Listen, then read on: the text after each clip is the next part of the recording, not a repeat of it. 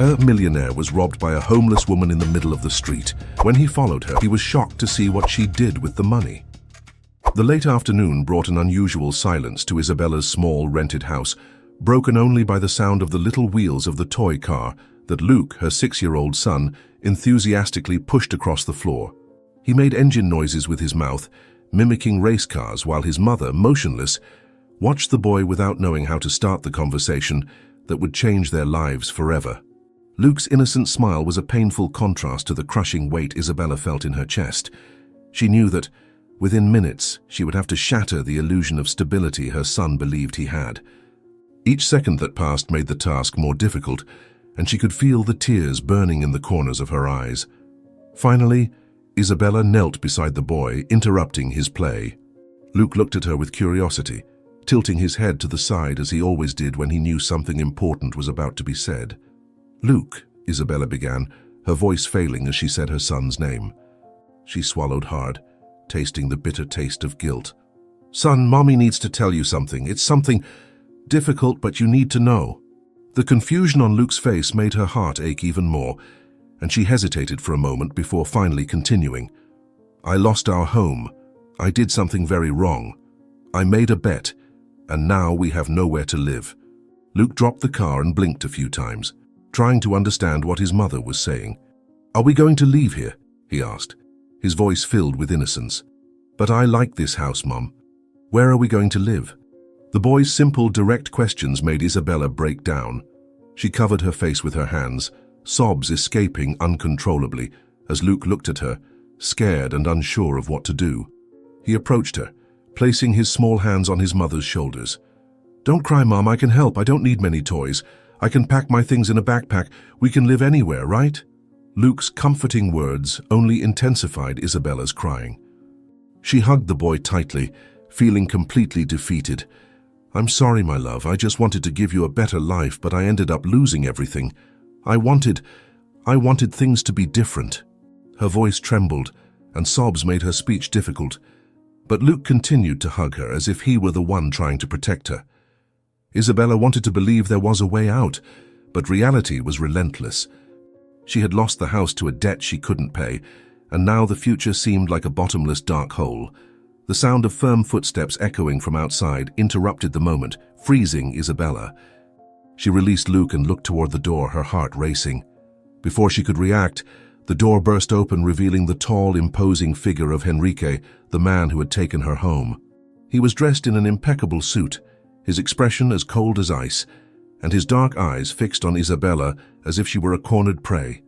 Luke clung to his mother's arm, startled by the sudden entrance of this stranger, while Isabella stood up, instinctively placing herself between her son and the man. "You thought you could run away, Isabella?" said Henrique, his deep voice filling the room. He took a step forward, observing the simple interior of the house as if he already owned the place. "You lost the bet, you lost the house, and now you're here crying, as if that's going to move me. There's no time for tears, Isabella. I'm here to make sure you leave this house tomorrow. That was our condition, and I don't accept excuses." Isabella felt her legs tremble, but tried to maintain her composure. "Please, Mr. Henrique," she pleaded, her voice full of desperation. "I just need more time. I'll pay, I swear. Just don't take my son away from me. We have nowhere to go. Please give me another chance." Her hands shook as she held Luke tightly, as if he could be snatched away from her at any moment. Henrique, however, remained impassive, his lips curving into a cruel smile. "Chance?" he repeated, mocking her. "You've already had every chance in the world, Isabella. And what did you do with them? You bet and lost. Now you're left with nothing, and that's not my problem. I'm being generous by giving you one more night. Consider it an early gift." He cast a quick glance at Luke, who was still hiding behind his mother, and his expression hardened. "And don't look at me like that, boy. The world isn't fair, and you'll learn that sooner or later."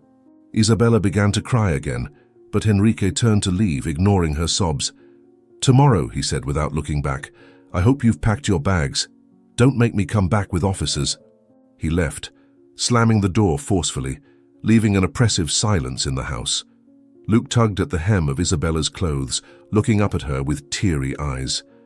"Mom, what's going to happen to us now?" he asked, his voice trembling. Isabella had no answer. She just knelt down and hugged Luke tightly, trying to convey a sense of security she herself didn't feel. And as the echo of Henrique's words still filled the room, Isabella knew the night ahead would be the longest of their lives. The dawn brought with it a sense of inevitability. The little comfort Isabella's small house offered had already been taken over by the weight of what was to come. Henrique didn't wait a minute longer than he had promised. When the clock barely marked 8 in the morning, he appeared at the door accompanied by 2 men with rigid postures, who seemed ready to carry out orders without question. Isabella, already awake and visibly distraught, knew there was no escape. She had spent the night awake, trying to think of a solution, but all possibilities seemed to evaporate in the face of the brutal reality that Henrique brought with him. "Time to leave, Isabella," said Henrique, his voice firm and without a trace of compassion. He pointed to the exit, ignoring Luke, who held his mother's hand tightly, his eyes wide and full of fear. "I hope you've packed your things, because we're not going to waste any time. The deadline is over." "Please, Mr. Henrique," Isabella pleaded, trying to hold back the tears that were starting to flow. "Don't do this to us. I have a young son. We have nowhere to go. For the love of God, give me just a few more days. I'll find a way to pay." Henrique let out a short, disdainful laugh. "You still haven't understood, have you? This is no longer a matter of time or money, Isabella. You lost. And now it's time to accept the consequences." He signaled to the 2 men who advanced into the house. "Take them out, and make sure you don't leave anything behind." Luke began to cry, hiding his face in Isabella's coat. "Mom, I don't want to go. I don't want to leave here," he cried, as one of the men grabbed Isabella by the arm and pulled her towards the door. She tried to resist, but was too small and frail to fight against the brute force of those men. "Please don't do this," she shouted, looking at Henrique. But he merely watched the scene with the coldness of someone accustomed to crushing the hopes of others. Within minutes, Isabella and Luke were on the sidewalk, with a small bag containing what she managed to save in a hurry. The door of the house was locked, and Henrique cast one last look at them before getting into his car. "Good luck out there," he said with a cynical smile. "Life isn't easy, but maybe this will teach you not to play with what you can't afford to lose." Isabella watched as Henrique's car drove away, leaving her alone with Luke on the street. The boy sobbed, clutching his mother's hand, while she tried to think about what to do next. But before she could take a step, a group of men appeared around the corner. Isabella felt her blood run cold as she recognized their faces. They were the same men she had gambled her house with, shadowy figures that carried an air of danger in every movement. The leader of the group, a man named Renato, approached with a triumphant smile, his eyes appraising Isabella from head to toe. "Good morning, Isabella," said Renato in an almost friendly tone, although the threat in his voice was unmistakable. "I see Henrique has already done his job. How convenient for us. Now you're exactly where you should be." Isabella took a step back, shielding Luke with her body. "What do you want?" she asked, her voice trembling. "You've already taken everything from me. There's nothing left for you to take." Renato let out a low chuckle, shaking his head. "Ah, Isabella, always so dramatic. But you're right, you have nothing of value left, and at least nothing material." He took a step forward, and the other men followed suit, forming a circle around Isabella and Luke. "But we still have a deal, and I want to make sure you don't disappear without holding up your end." "Please," said Isabella, tears flowing again. "I just want to protect my son. Don't do any more harm to us. I'll work, I'll pay you. I just need time." Renato tilted his head as if considering the offer. "Work? Pay? You think empty words will solve this? No, Isabella. We gambled, and you lost. Now, what happens next depends on how you're going to deal with it." Luke looked at the men with fearful eyes, clinging even tighter to his mother. "Mom, who are they? Are they going to hurt us?" he asked, his voice weak. Isabella held Luke's face, trying to hide the panic she felt. "No, my love," she said, although she wasn't sure of her own words. "I won't let anyone hurt you." Renato let out an exaggerated sigh, as if he was tired of the scene. "Isabella, let me give you some free advice. Stop pretending you can protect your son. You can't even protect yourself. Now, either you find a way to fulfill what you owe, or things are going to get much worse for you. Understood?" Isabella looked at him, feeling despair taking over. She knew Renato didn't make idle threats, but she also knew she had no more options. As he and the other men walked away, laughing and talking among themselves, Isabella fell to her knees on the sidewalk, holding Luke tightly. "I'll find a way," she promised herself, although the doubt in her mind was overwhelming. "I won't let them take anything else from us. But how can I win a game that is so stacked against me?" And as the sun rose in the sky, illuminating the city with an indifferent light, Isabella realized that the true weight of her choices was only beginning to be felt. What the future held for her and Luke was uncertain, but one thing was clear. She needed to fight even if she didn't know how. The days passed as a blur in Isabella and Luke's life. The small room they managed to rent with the little Isabella still had was cramped and cold, a constant reminder of their new reality. The nights were marked by silence, interrupted by Isabella's silent sobs, while Luke tried to be strong even without understanding why everything had changed so suddenly. Isabella's mind was a battlefield, and every thought was a poisoned arrow, bringing to the fore the faces of Henrique and Renato, the cutting words of their humiliations and the threats that still loomed over her. Luke, on the other hand, watched his mother with growing concern. He knew that something was very wrong, even though his mother tried to hide the gravity of the situation. He saw her expression as she looked at the ceiling, her eyes fixed on an empty spot, as if she were struggling against something invisible. "I need to help," he thought, determined. Luke knew he wasn't strong or big, but he believed he could do something, anything, to relieve the weight he saw in Isabella. One morning, while Isabella was distracted organizing papers, Luke put on his cleanest shirt, though worn out, and left the room without his mother noticing. He walked through the bustling streets of the city center, where people of all classes hurried past. With watchful eyes, Luke looked for something he could do. "If I can get a job, maybe we'll be able to buy more food," he thought. He still felt hungry every day, but never said anything so as not to worry his mother. After walking for some time, Luke saw a convenience store with glass doors and shelves full of colorful products. A bulky man in a white smock was behind the counter, serving customers. Luke took a deep breath and entered the store, hesitating for a moment before approaching the counter. "Excuse me, sir," Luke began, trying to sound confident, although his voice trembled a little. I wanted to know if you need someone to work here. I can help tidy things up, clean, anything you need." The man looked Luke up and down, evaluating the boy with a skeptical look. "How old are you, boy?" he asked, his tone dry. "I'm 6, but I'm strong," Luke replied quickly, trying to seem older than he was. "I can carry things, clean. I'm good at helping." The man laughed, a short, cold laugh. He shook his head, pointing to the shelves around him. "You think I'm going to hire a child? This is not a game, boy. Go home and stop dreaming." Luke stood still, feeling his face grow hot with shame. But he didn't want to give up so easily. "Please, sir," he insisted, his voice now lower. "I just want to help my mom. We have nothing, and I need to do something. I promise I won't get in the way." The man raised an eyebrow, folding his arms. "Oh, so that's it? You think your tears are going to move me?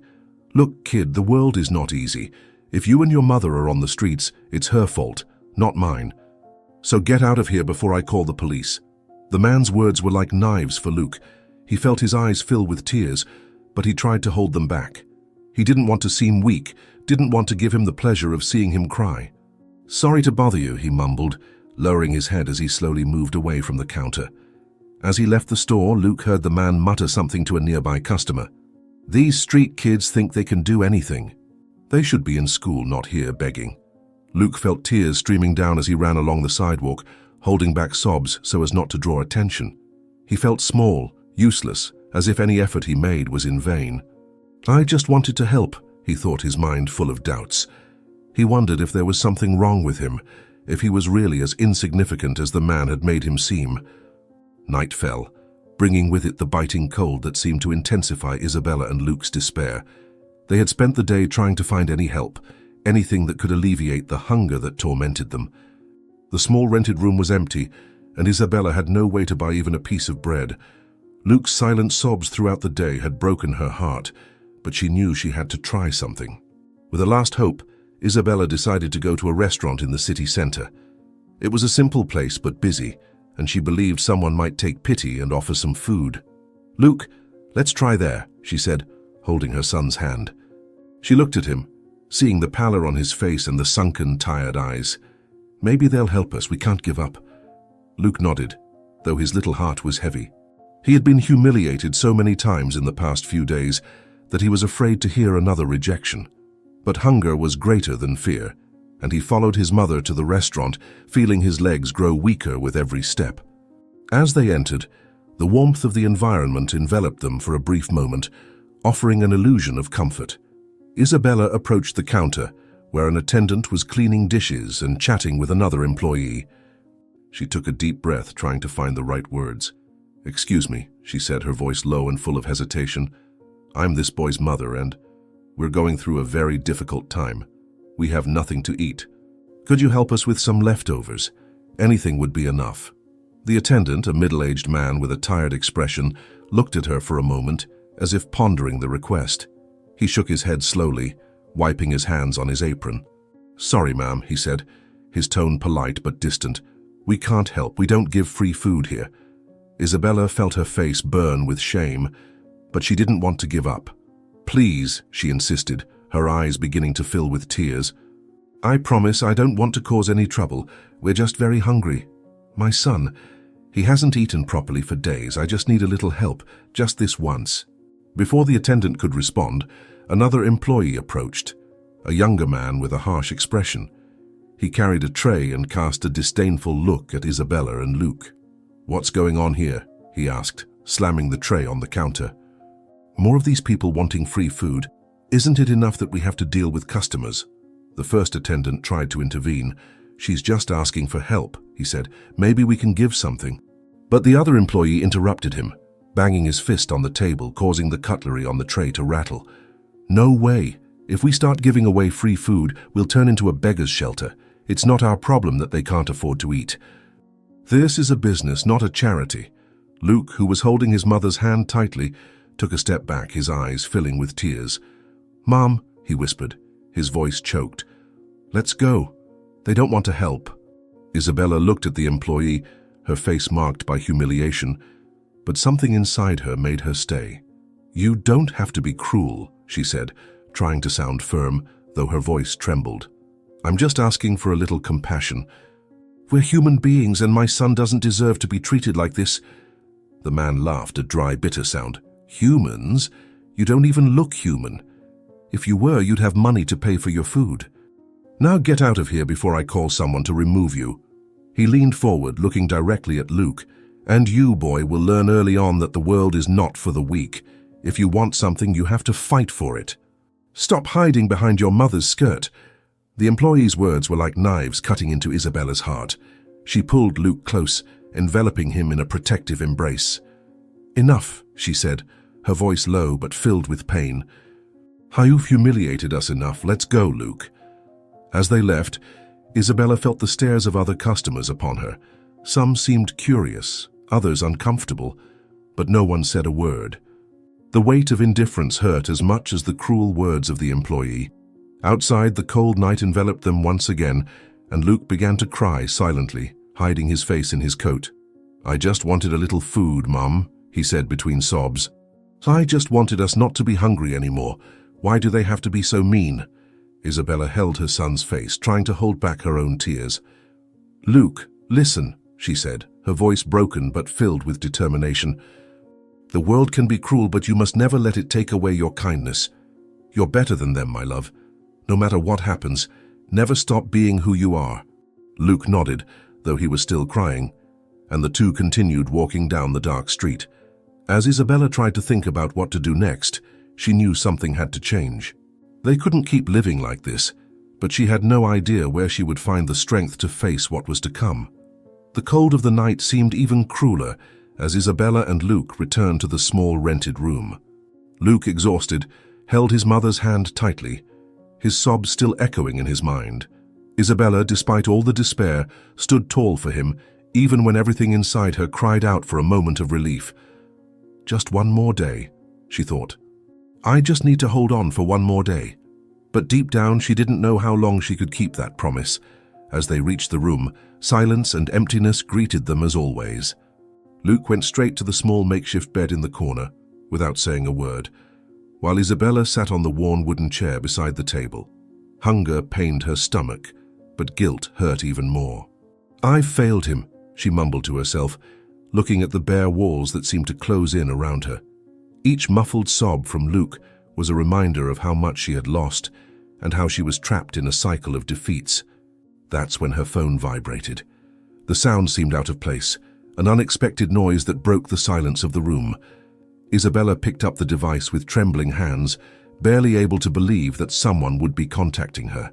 When she opened the message, her eyes widened, and she read the text over and over again as if afraid she was imagining it. "Congratulations, you have received a high pending amount. Check your account for details." For a moment she was completely still, the phone almost slipping from her hands. Is this real?" she mumbled, her voice failing.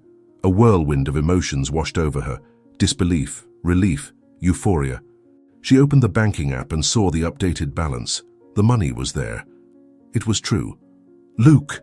Isabella exclaimed, rising abruptly, her face lit up with a joy she hadn't felt in months. "Luke, my love, wake up. I have incredible news." Luke, sleepy, slowly lifted his head, rubbing his eyes. "What is it, Mom?" he asked, his voice low and tired. "Did something happen?" Isabella fell to her knees beside him, holding her son's face in her hands and smiling as she hadn't in a long time. "Something did happen, my love. We've received a blessing. We have money now. We can eat. We can get out of here. We can start over." Luke blinked, trying to understand what his mother was saying. "Really? Are you telling the truth, Mom?" He sat up on the bed, his eyes beginning to shine with a glimmer of hope. "Yes, my son," she said, the tears streaming, but this time they were not of sadness. "It's real. Let's go out now and buy food. You'll eat whatever you want, whatever you've always dreamed of." Luke jumped out of bed, his face lit up by a smile that Isabella hadn't seen in weeks. He held her hand, barely able to contain his excitement. "So let's go, Mom. I want to eat a burger and French fries. Can we buy dessert too?" Isabella laughed, the sound sounding almost strange in her own voice, as if she had forgotten what it was like to laugh. "We'll buy whatever you want, Luke. Today is our day." That night, the small table in the room was covered with food: burgers, fries, a soda, and even a piece of chocolate cake that Luke couldn't stop looking at with eagerness. Isabella watched her son eat with enthusiasm, every bite a victory for her. It was a simple moment, but for both of them, it was a luxury that had seemed unattainable not long ago. "Mom," said Luke, his mouth still full, "you're the best mom in the world. I knew you'd make it." He held out the piece of cake towards her. "Want some? It's the best cake I've ever eaten." Isabella smiled, taking a small piece. "No, my love. Today is all for you. I want you to eat until you're full, until your little belly can't take it anymore." She laughed, feeling a wave of gratitude that seemed to warm every part of her body. The night was quiet in the small rented room. Isabella watched Luke sleep soundly, a slight smile on his lips, probably still dreaming of the meal he had just eaten.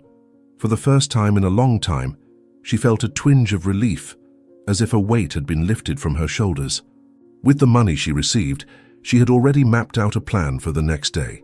She would buy new clothes for Luke, pay off part of the overdue rent, and maybe they could even move to a better place. But this feeling of peace didn't last long. An abrupt sound of footsteps echoed through the corridor, followed by loud knocks on the door. Isabella felt a chill run down her spine. Who could it be at this hour? She thought, her heart pounding. Before she could get up to check, the door was flung open with a bang. Richard entered, the expression of fury and arrogance etched on his face. He looked more menacing than ever, his gaze scanning the room. "Good evening, Isabella," he said, his voice laden with sarcasm. "I hope I'm not interrupting anything important." He looked at Luke, who had woken up startled by the noise, and then turned his attention back to Isabella. "So, I heard you got lucky. Received some money, didn't you? How convenient." Isabella was paralyzed for a moment, unsure of how he had found out about the money. Her immediate instinct was to protect Luke, who was now clinging to her arm, his eyes wide.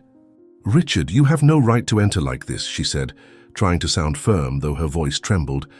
"Please leave now. You have nothing to do with what happens to me." Richard let out a low, cynical laugh, folding his arms as he took a few steps towards her. "Nothing to do with you?" he repeated. "Oh, Isabella, how naive you are. I always have something to do with you, especially when it involves money. Now be a good girl and hand it all over to me. After all, you know this isn't really yours." Isabella backed away, holding Luke close to her. "This money is for me and my son," she said, trying to stay calm. "We have nothing left. Please, Richard, have a little humanity." "Humanity?" Richard took another step forward, the expression of disdain on his face becoming even more evident. "Humanity doesn't pay bills, Isabella. You lost everything to me in the bet, remember? This money is just a small payment for what you still owe me, so don't complicate things." Isabella felt the tears start to well up, but she blinked quickly, trying to remain strong. "I'll pay what I owe," she said, her voice choked. "But I need this money now. It's for my son. Don't take this away from us, please." Richard leaned in closer to her, his voice growing lower, but still laden with threat. "Listen carefully, Isabella. I'm not leaving here without the money. Either you transfer it now or you'll regret it. And as for this son of yours, he's your responsibility, not mine. Don't use him as an excuse." Luke began to cry softly, clinging to his mother's coat. "Mom, please," he whispered, "don't let him hurt you." Isabella looked at Luke's face and felt a growing anger mixed with despair. She knew Richard wasn't bluffing. He wasn't the kind of man who let things slide, and she couldn't risk him doing something worse. Trembling, she picked up her phone and opened the banking app. "Okay," she said, her fingers shaking as she typed. "I'll transfer the money. But please, Richard, after this, leave us alone." Richard watched with a satisfied smile, his arms crossed as he saw her complete the transfer. "That wasn't so hard, was it?" he said, as soon as the sound of the transaction confirmation echoed through the room. He took her phone, checking that everything had been done correctly, and then returned the device. "Now you see, Isabella, I really hope this has taught you a lesson. Don't think you can escape from me so easily."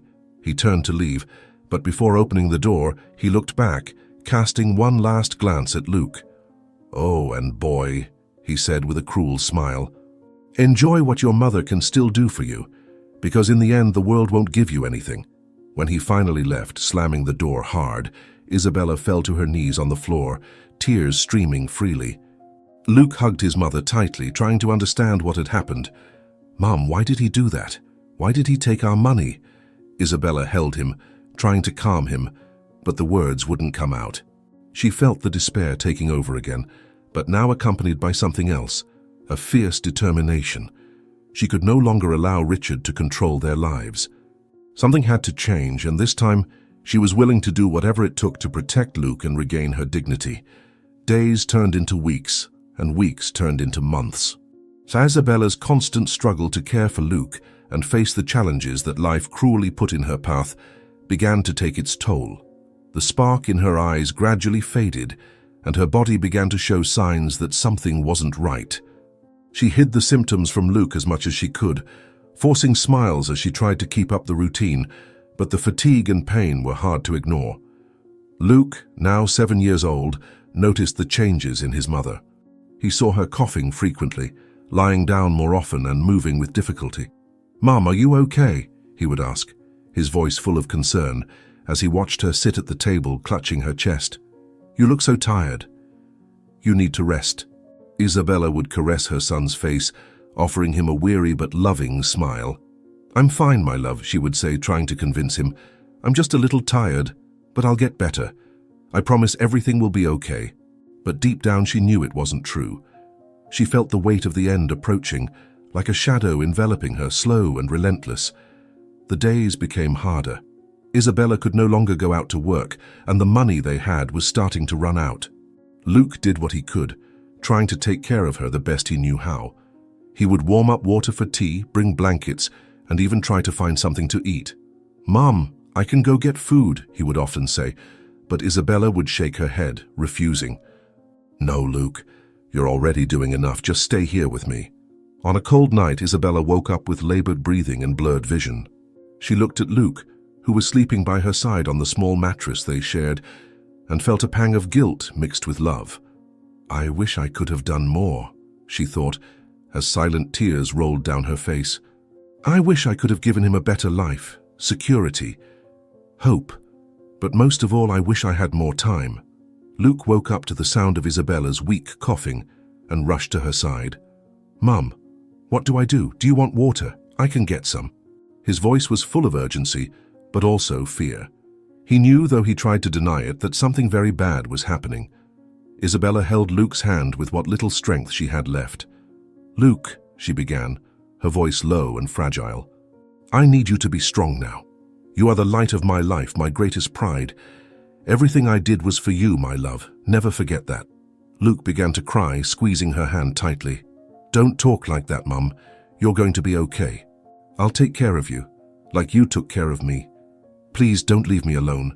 Isabella felt her heart ache at Luke's words. She wished more than anything that she could promise to stay, but she knew she couldn't. "You'll never be alone, Luke," she said with tears streaming.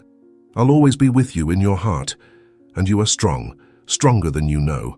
I know you'll find a way, because you're special. No matter what happens, never stop believing in yourself." Luke sobbed, holding her hand against his face. "Mum, please don't go. I need you." His voice was laden with despair, but Isabella knew she no longer had the strength to continue. She looked at him one last time, her eyes filled with love and sadness. "I love you, Luke. Never forget that," she said, her voice weakening. "You are my world, and I will always be with you, my angel." With those words, Isabella closed her eyes, and her hand relaxed in Luke's. The room fell silent except for the sound of the boy's desperate sobs. He hugged his mother's body, refusing to accept what had just happened. "Mum, please," he whispered. "Wake up. Don't leave me. Please, wake up."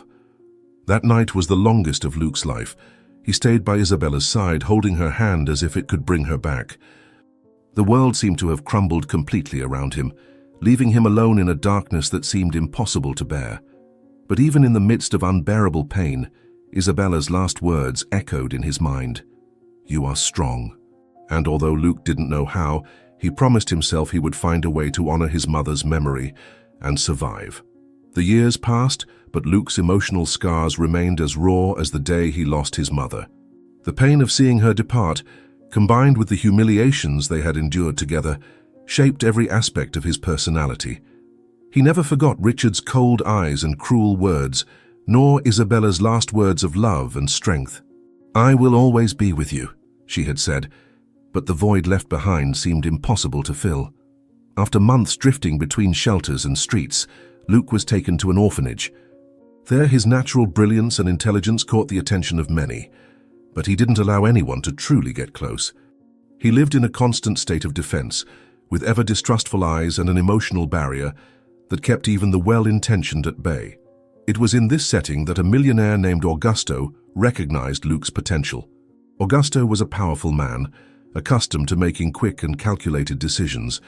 When he saw Luke, he saw more than a lost boy. He saw a brilliant mind and a fierce determination, something that, in his view, could be honed. He decided to adopt him, offering Luke a life of luxury and opportunities he had never imagined. At first, Luke hesitated, fearing Augusto would be like Richard, but hunger and the exhaustion of fighting alone convinced him to accept. The first months in Augusto's mansion were a shock for Luke. He had access to everything: designer clothes, hearty meals, private lessons, and even a room of his own, decorated with elegant furnishings. But along with the comfort came something more dangerous: influence. Augusto believed life was a competition and that the weak deserved to be left behind. He taught Luke that kindness was a weakness and respect came from power and money. Slowly, Luke began to change. He absorbed Augusto's lessons, leaving behind the sweetness and empathy his mother had cultivated. That once hopeful, humble boy was being replaced by someone who saw the world as a battlefield, where only the strongest survived. "Trust no one," Augusto would say. "Always be the smartest in the room. Make others fear or admire you, but never ignore you." Luke became a brilliant yet arrogant teenager.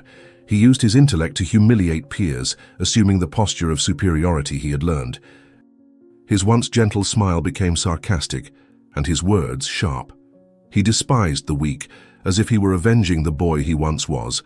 But deep down, there was an emptiness that neither luxury nor power could fill. One night, as he walked the hallways of the mansion, Luke found a photo of Isabella he had hidden among his belongings.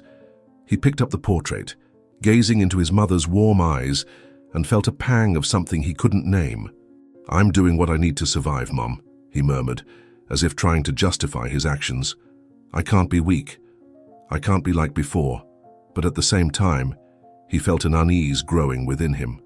No matter how hard he tried to erase the past, Richard's name still burned in his mind.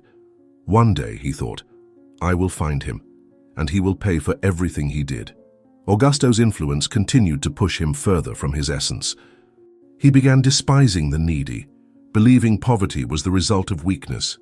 "I will never be like them again," he would tell himself. Yet every time he said that, he felt as if he betrayed Isabella's memory, who had fought so hard to protect and keep him pure. Time passed, and Luke became an imposing and successful young man, but the pain and hatred he carried within consumed him. He had everything money could buy, but felt something essential had been lost, something he didn't know how to recover. And all the while, the desire to find Richard and settle the score grew like a shadow, guiding every step of his journey. Luke grew and became a man who commanded the financial market with the same cold, calculating ability he had learned from Augusto.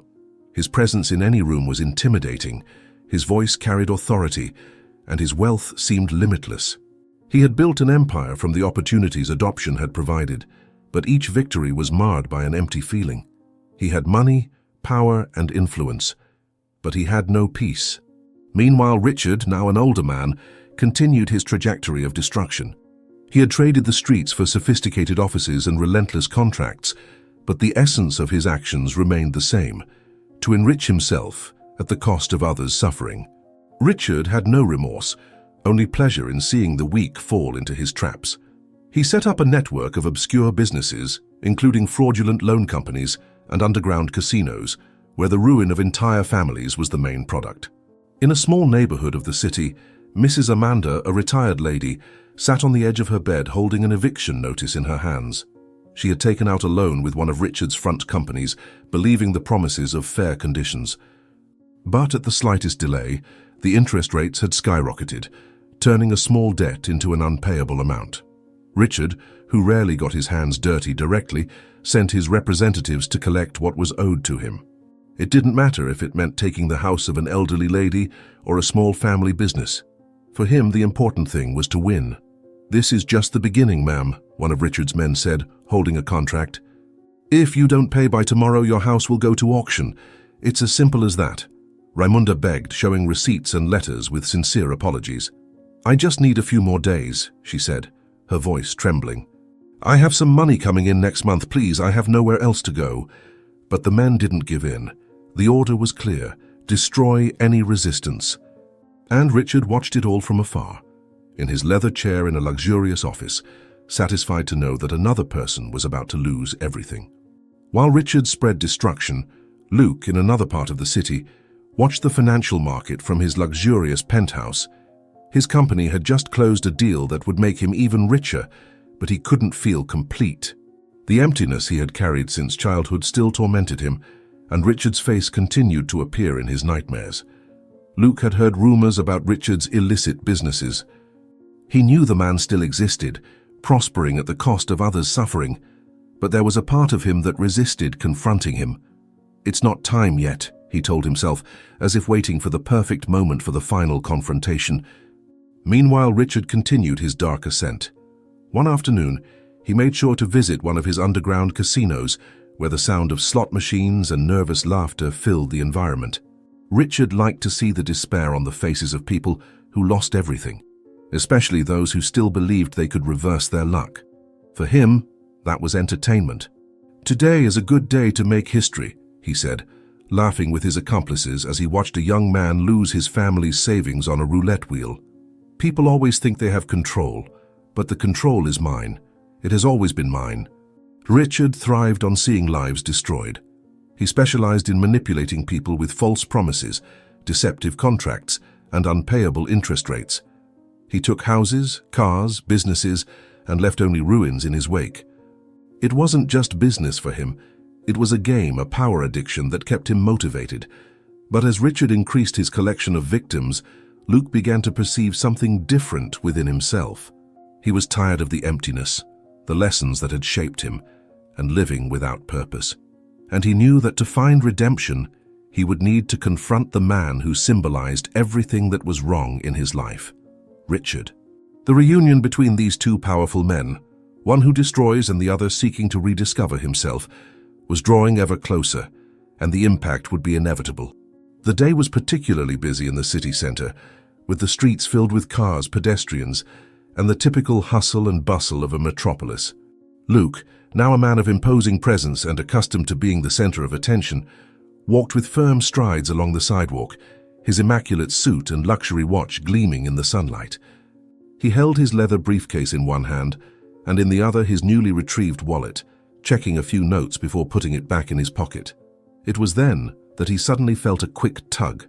A thin, barefoot boy snatched the wallet from his hands and ran off with impressive agility, disappearing among the pedestrians. Luke, caught by surprise, took a second to process what had happened. As soon as he realized, his expression hardened into a mixture of anger and indignation.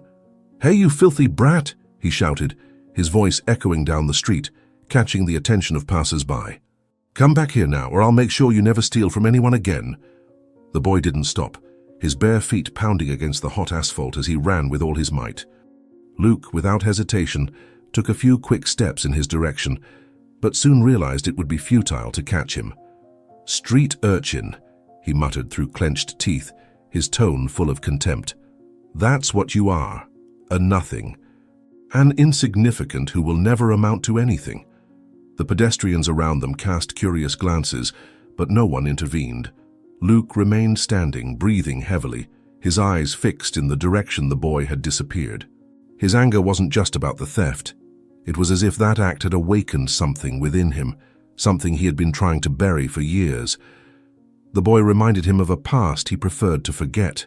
"These vagrants think they can live off others," he said aloud, as if justifying his indignation to the crowd. "They don't work, they don't do anything useful, and then they complain about life. That's why they stay where they are, in the trash." While Luke continued to curse and hurl harsh words, the boy was already far away, hidden in a narrow alley.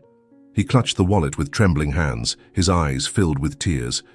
He didn't want to steal, but he had no choice. His empty stomach for days and desperation had led him to do something he knew was wrong. Back on the street, Luke adjusted his suit, trying to regain his composure.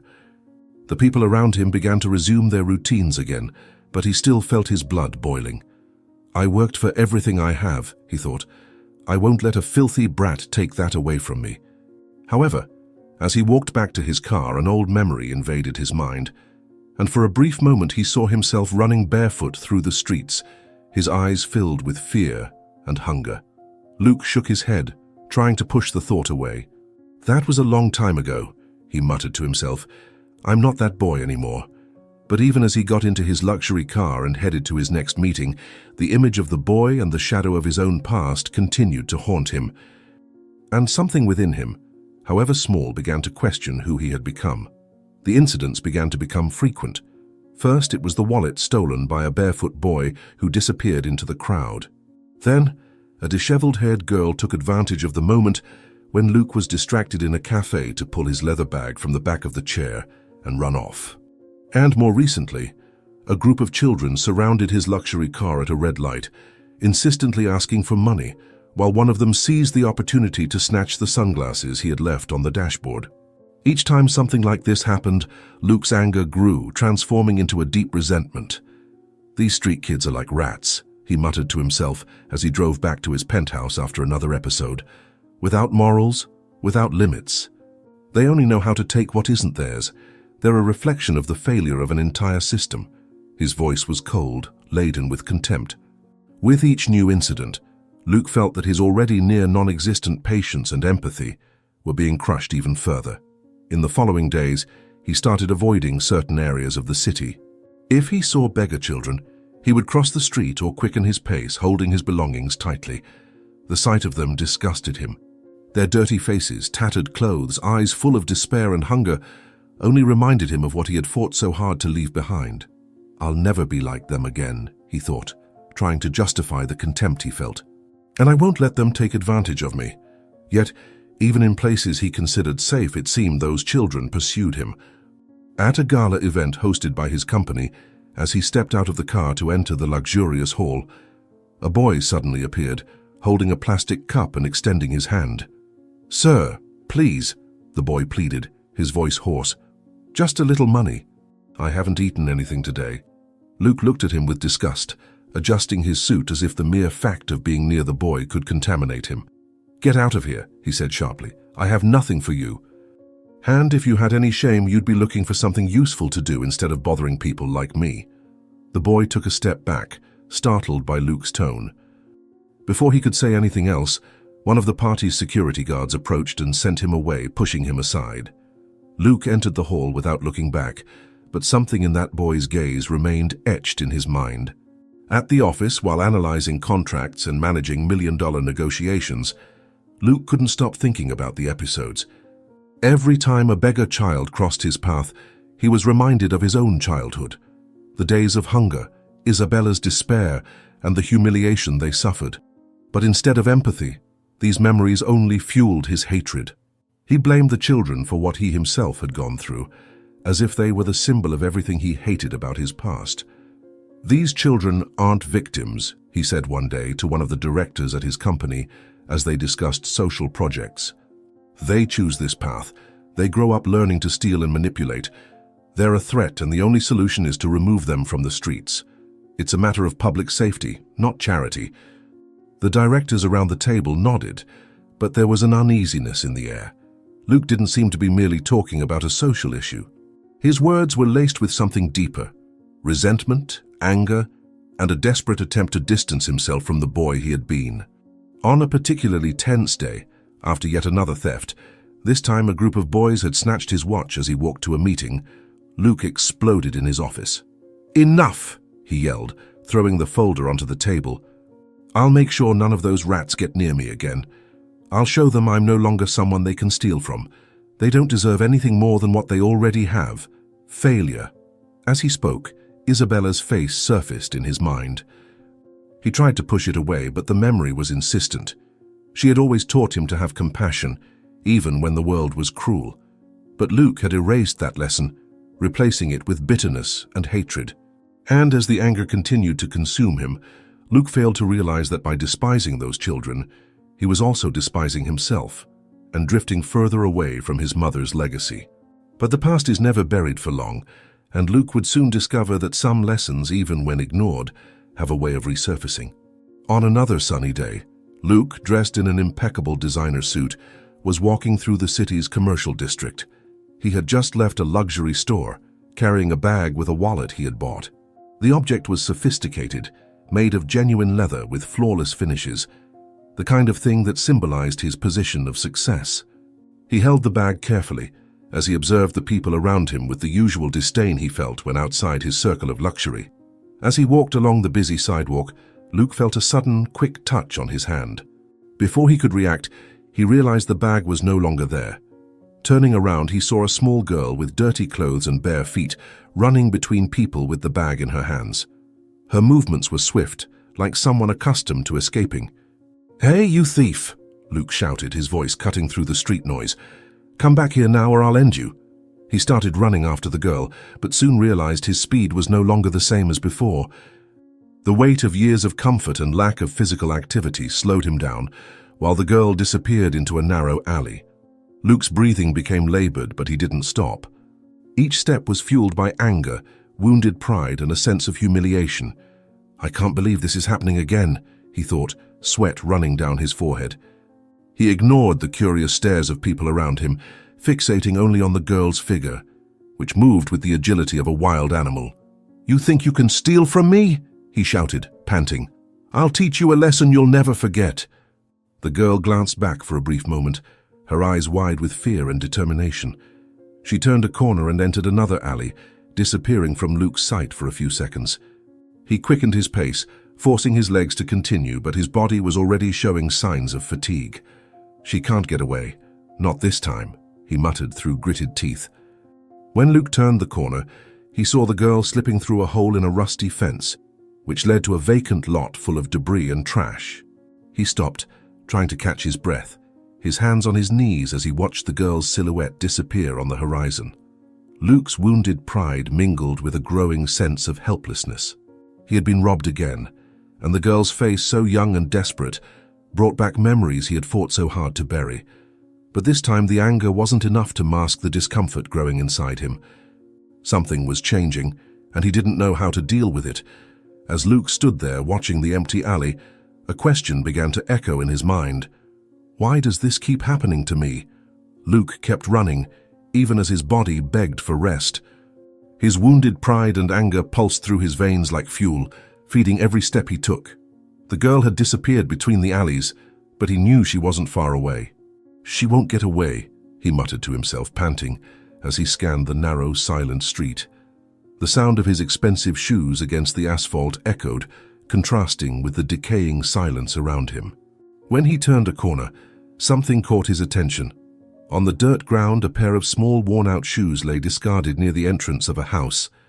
Luke stopped, his gaze fixed on the shoes.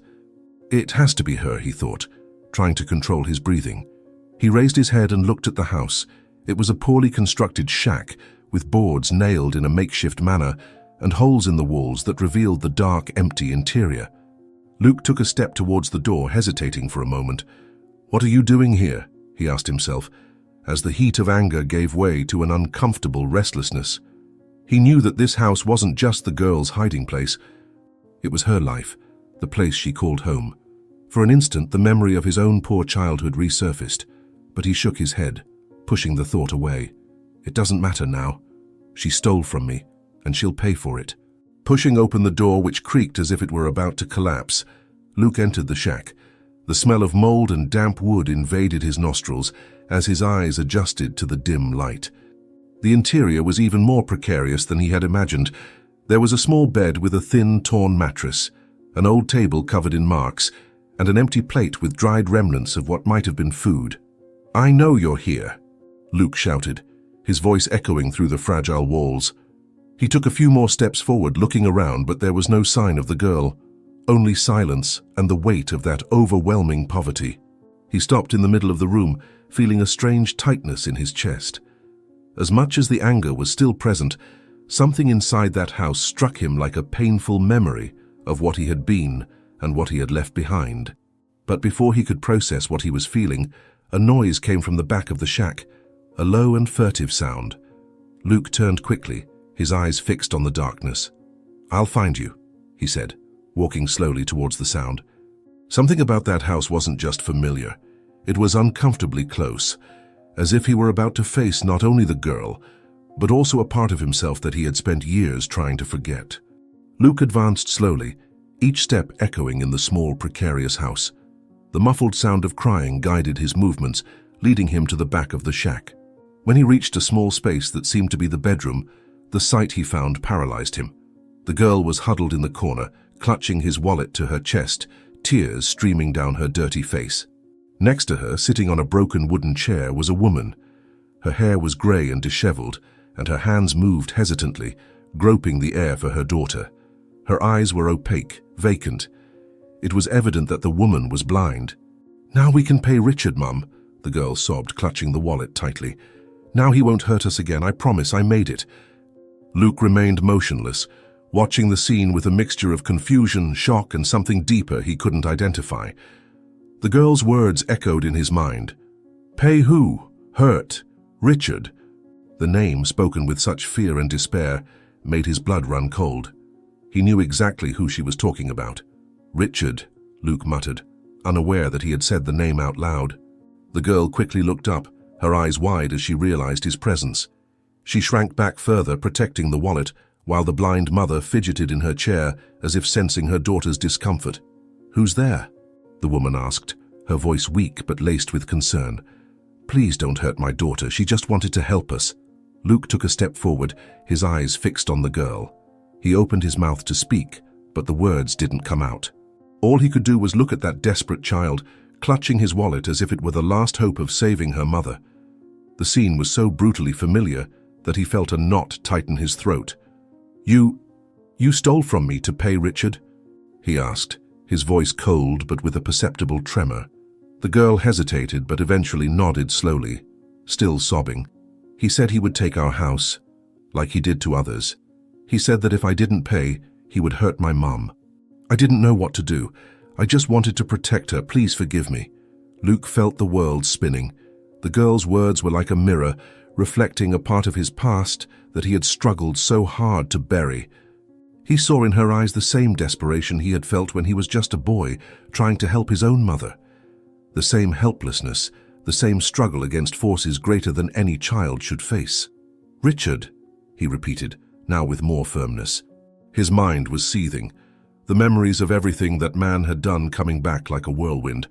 He took a deep breath, trying to control the avalanche of emotions that consumed him. Why is he still doing this? Luke muttered to himself, looking at the girl and her mother. He felt something inside him change, as if a crack had formed in his armor of coldness and arrogance. And how did I let this happen again? The girl continued crying, while her mother stretched out her hands toward Luke as if trying to understand who he was. "Please," the woman said, her voice trembling. "Whoever you are, don't take this away from us. It's all we have." Luke took a step back, feeling the weight of the situation crushing him. He had become everything he despised, but in that moment, faced with that scene, something bigger began to form in his mind. Richard was still destroying lives, exactly as he had destroyed his, and now Luke knew he could no longer ignore it. As he looked at the girl and her mother, Luke realized he needed to do something, not just for them, but for himself as well. And most importantly, to honor Isabella's memory, who had never stopped fighting even in the worst circumstances. Luke took a deep breath, trying to process the whirlwind of emotions consuming him. He looked at the girl and the blind mother again, but instead of feeling compassion, he let his anger speak louder. He crossed his arms and spoke coldly, his voice laced with contempt. "You stole from me," Luke said, looking directly at the girl. "And you want me to just understand why. I worked hard to get where I am.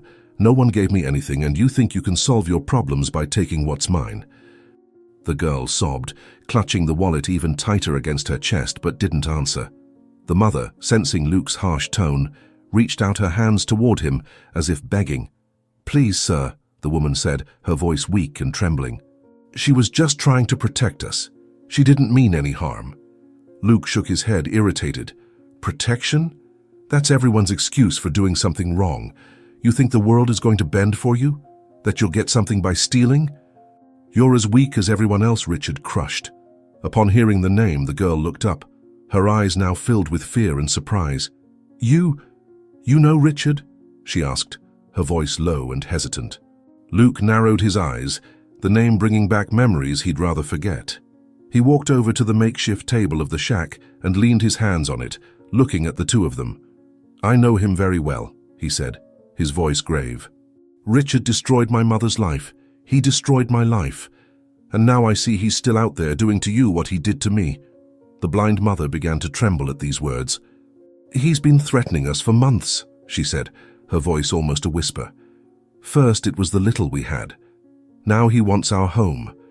My daughter just wanted to pay to stop him from doing something worse." Luke took a deep breath, feeling his anger growing inside him. He wanted to shout, wanted to blame the mother and daughter for getting into that situation, but deep down he knew they weren't to blame. Richard was the real problem. He was still destroying lives just as he had destroyed his. Luke turned, trying to calm his mind. The shack, with its fragile walls and air of abandonment, was a cruel reminder of where he had started. He looked at the girl, now even more huddled, and felt something break inside him. Maybe it was the ghost of his mother, or maybe it was the weight of everything he had become. "I shouldn't care," he said, almost to himself. "But I can't ignore this." He looked at the girl and her mother with a more serious demeanor. "You don't deserve to keep suffering because of him. Richard has already destroyed everything I loved. I won't let him do the same to you." The girl widened her eyes, surprised. "You're going to help us?" she asked, hesitant. Luke nodded, though he still carried the coldness in his expression. "I will. Not for you," he said, pointing at the girl, "but because I'm sick of seeing Richard go unpunished. He has destroyed too many lives. This ends now." The blind mother let out a sigh of relief, holding her daughter's hand. "Thank you, sir. I don't know how to thank you." Luke raised his hand, interrupting her. "Don't thank me yet. I'm not doing this out of kindness. I'm doing it because someone needs to stop Richard, and I'm the only one capable of doing it." He turned, walking towards the exit of the shack. But before leaving, he looked over his shoulder. "You're going to stay here. I'll take care of this. And if he comes back before I resolve things, let me know. But don't expect miracles. I only make promises I can keep." As Luke left, his mind was in turmoil. He didn't know how, but he had made a decision.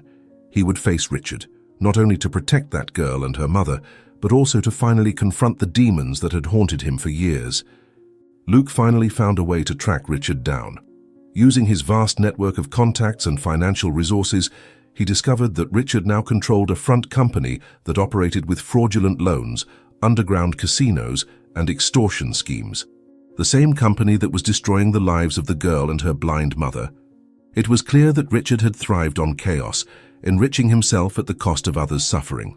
In the early afternoon, Luke parked his luxury car in front of Richard's building, a discreet but imposing edifice located in an upscale neighborhood. He entered with firm steps, ignoring the receptionist and heading straight for the top floor. Memories of his mother, Isabella, and all the humiliations he had suffered as a child simmered in his mind, mingling anger and determination. As he opened the door to Richard's office, Luke found the man sitting behind a luxurious desk, surrounded by windows that offered a spectacular view of the city. Richard was older, but still exuded the same arrogance and coldness that Luke remembered so well. He raised his eyes from the paper he was reading, a cynical smile curving his lips. "Luke," said Richard, as if greeting an old friend. "What a surprise. I didn't think you had the courage to show up here." Luke took a deep breath, trying to stay calm. "I'm not here for greetings, Richard. I'm here to talk about what you keep doing." Richard laughed, a low and disdainful laugh. "Ah, so that's it. You came here to give me a moral lesson. That poor boy I lost track of years ago now wants to teach me what's right and wrong. How adorable."